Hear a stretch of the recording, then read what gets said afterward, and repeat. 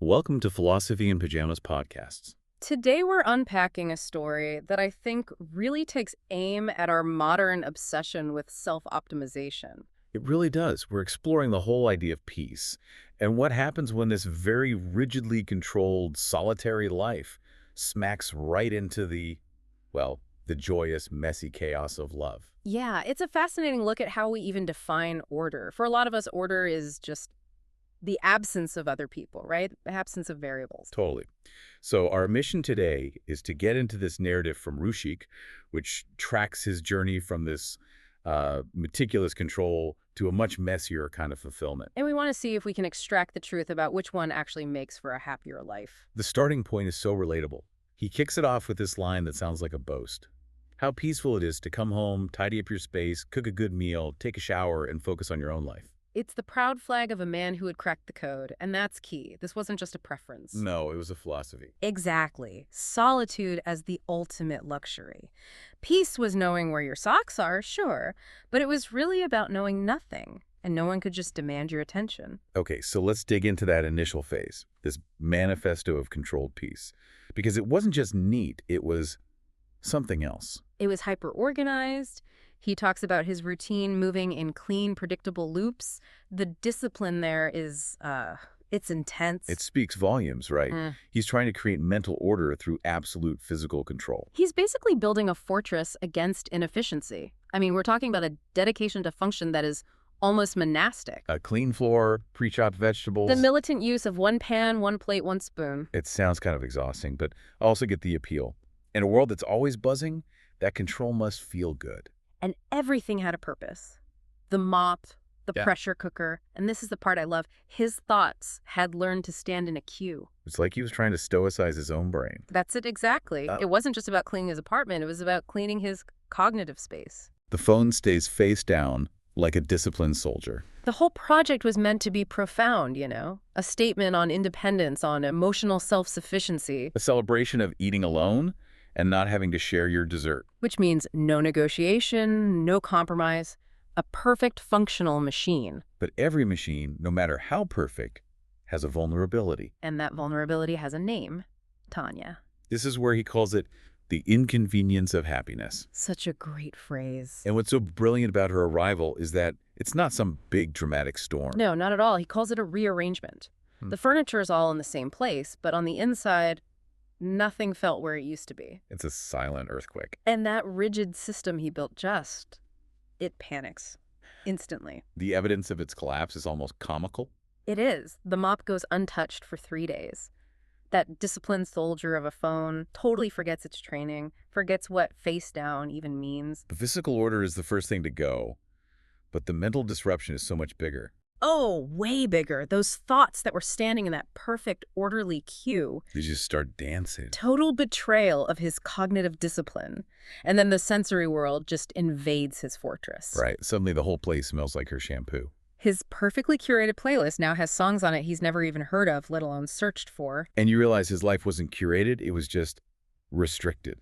He had limited the inputs. And that raises the central conflict, doesn't it? How do you keep glorifying these quiet, profound evenings when you're, pretending to listen to a story she's telling with her whole body, but really you're just trying to memorize the way her face moves? You can't. Control just evaporates in the face of a real connection. Your instrumental goals, like cooking efficiently, just get steamrolled by the terminal goal, which is happiness. Which brings us perfectly to the glorious collision of their routines. And the first casualty is, of course, the cooking. His cooking rhythm, yeah. Before she came along, he cooked like a monk with a scotch. Huh. I love that. So predictable, minimal cleanup. Time to the second. It was this sterile performance of self-nourishment. And then afterward, it's just chaos, I assume. It becomes a celebration. She tastes things, she comments, and this is the worst part for him, she adds things at the last minute.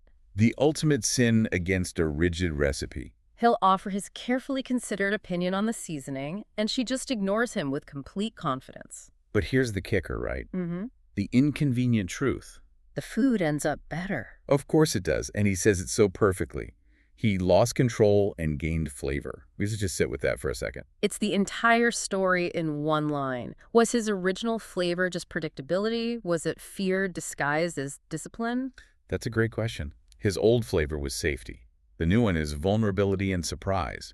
He loses efficiency, but his actual experience of life becomes so much richer. But he does lose something, let's be fair. He loses that tidiness. The cleaning ritual is a perfect example. Before, cleaning was about restoring order. And now, Now, cleaning is archaeology. He's not finding order, he's finding traces. a hair tie by the sink, a coffee mug where it shouldn't be. A note scribbled on a bill. And these aren't just messes to him anymore. They're artifacts of life being lived, and he has to decide what to do with them. That moment with the pen cap is so telling. The museum artifact moment, yeah. Holding it and actually debating, do I throw this away, which is logical, or do I keep it because it's hers? That little internal debate is the perfect picture of the inefficiency that real happiness sometimes demands. And it shows that his serious project of self-improvement is springing a leak. A big one. All that focus is now redirected. Completely. It's not on his habits anymore. It's on how she laughs when she's surprised or the way she just steals his fries without asking. These are things that have zero value on a productivity spreadsheet. The gurus would be appalled. They would be. But as Rushik says, poets would nod. He's shifting from an instrumental life to, well, to an actual life. He does try to resist, though. He tries to keep writing this story about his proud independence. He tries. But get this, the final surrender happens in such a modern way. She sends him a voice note. Not some grand declaration. Nope. Just her laughing at something. And he says the bloody paragraph deleted itself. The emotional data just completely overwrote the logical argument. That's surrender. And that's when he gets it.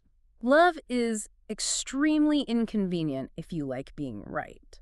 She doesn't ask permission to rearrange his life. She just does. She introduces chaos disguised as warmth and has the nerve to call it home. Pretty much. So this brings us to the verdict, the final synthesis. After all this chaos and the total loss of efficiency, he's clear on one thing. I am happier. And it's not the big, dramatic, movie-style happiness. No, he calls it a sneaky kind. The kind that interrupts your routines and replaces them with actual reasons. His old evenings were tidy and short. The new ones stretch late because they're busy discussing absolutely useless topics. And he wakes up slightly tired and still winning. I think this is the core of it. The definition of peace completely changes. It does. The old peace was defined by absence. Absence of noise, absence of compromise. And the new peace is defined by presence. Presence without needing an explanation. If you think about it, that original solitude was functional, but it was hollow. It was brittle. This new peace is messy, sure. It involves compromise and fake arguments. But what he gets in return is so much more profound. It's sitting in a silence that feels full instead of empty. It's holding hands while doing absolutely nothing and feeling completely connected. So his solitude didn't die. It just learned to share the space. His routines didn't vanish either. They just evolved. He still cooks, but now there's commentary.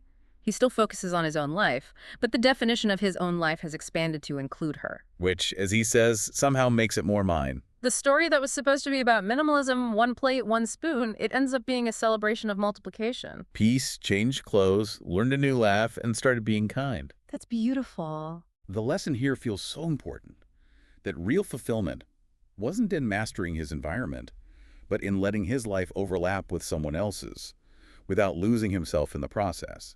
That takes way more courage than mastering a spreadsheet. It really does. And it leaves us with a pretty big question to ask ourselves, you know.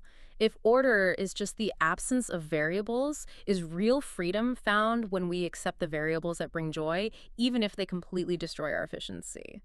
What inconvenience are you willing to embrace for happiness?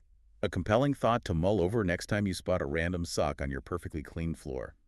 If you enjoyed our conversation into the surrender of solitude, please like, share, and subscribe to our YouTube channel. And you can follow Rushik and his brilliant observations on medium.com/Rushik Rawal.